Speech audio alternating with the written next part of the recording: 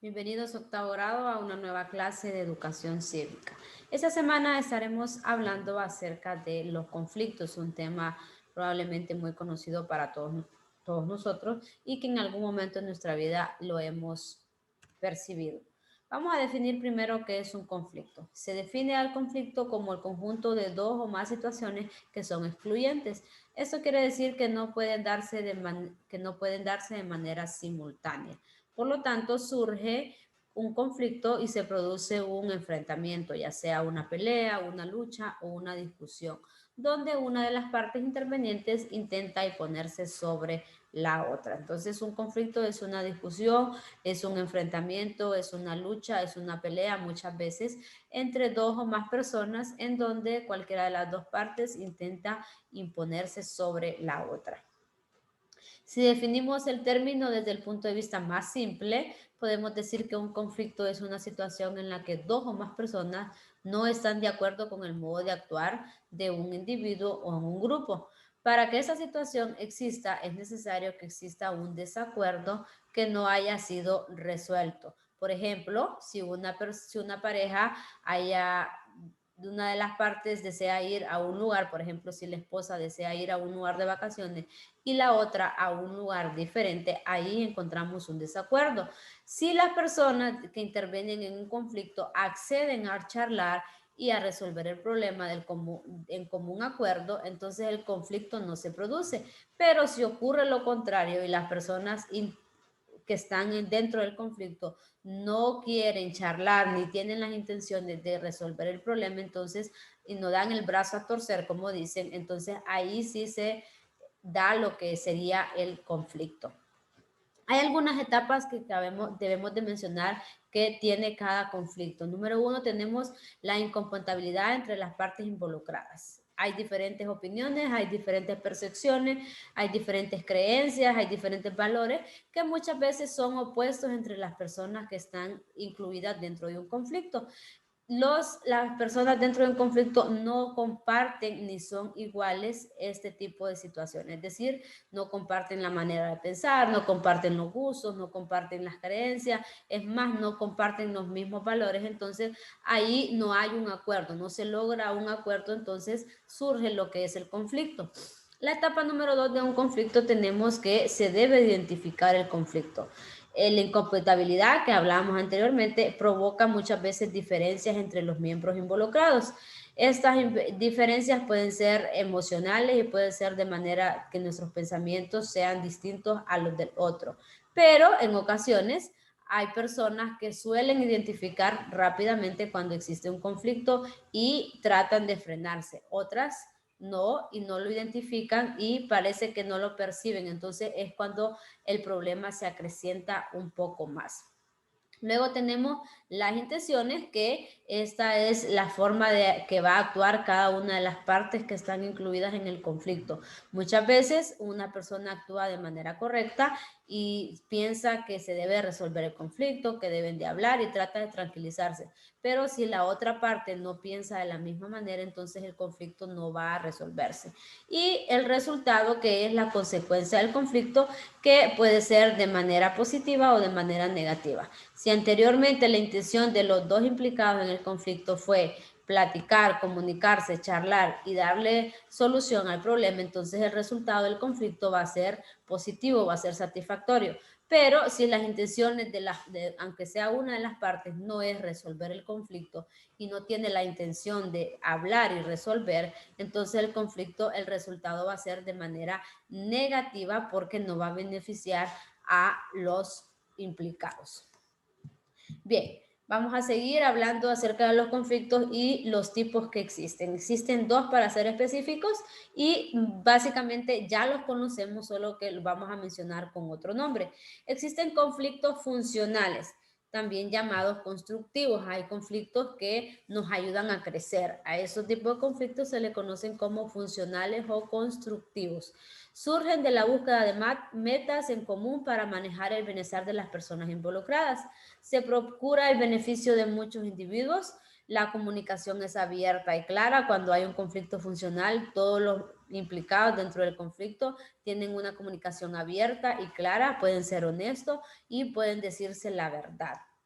Los resultados conducen a un mejoramiento y en las relaciones interpersonales. Debe de haber un cambio positivo de la situación inicial. Entonces, los conflictos funcionales nos ayudan a que nosotros mejoremos la calidad de vida y el bienestar de las demás personas y de nosotros mismos. Entonces, nos ayudan a crecer.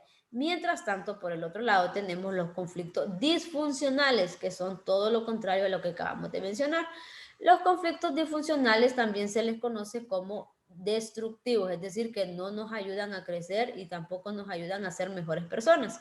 Las partes involucradas en este conflicto tienen diferentes metas y no buscan mejorar su situación actual. Se les da mayor importancia a las cosas irrelevantes o a los intereses personales. Es decir, cada quien jala por su lado, entonces no tiene la intención de solucionar el problema ni que esta solución le ayude a mejorar. Lesiona la moral, muchas veces las creencias y los valores de cada una de las partes. Cuando hay problemas disfuncionales o destructivos, vamos a ver que cualquiera de las dos partes va a tener problemas emocionales porque la otra va a dañar su moral, va a dañar sus valores y en muchas ocasiones se da un daño físico porque se llega a los golpes. Y por último, este tipo de conflictos tienden a incrementar las indiferencias y rompen la comunicación, es decir, se crea un problema mucho más grande. Bien, para ir terminando tenemos cómo va a ser nuestra actitud o cómo es la actitud de las diferentes personas cuando nos enfrentamos a conflictos. Hay actitudes positivas, pero también vamos a encontrar que las personas podemos reaccionar ante un conflicto de manera negativa. Aquí vamos a mencionar las actitudes positivas. Hay actitudes comunicativas, es decir, que nosotros debemos de aprender, que debemos de establecer comunicación clara con una persona que tengamos un conflicto. También debe de existir la cooperación, debe ser proactiva, nosotros debemos de ayudarnos mutuamente, debe de ser negociadora, que significa que debemos negociar, no es darle la razón a la otra persona para solucionar el conflicto, sino llegar a un acuerdo mutuo y ser sobre todo responsable, ser partícipes de las consecuencias que va a tener ese conflicto y sobre todo ayudar a que se resuelva de manera efectiva. Bien, explicando el tema de esta semana, entonces les explicaré la asignación correspondiente a estos dos temas. En la asignación 1, usted va a tener que completar esta hoja de trabajo que usted observa aquí en esta parte de acá. ¿Y qué va a hacer? La flor tiene 3 pétalos.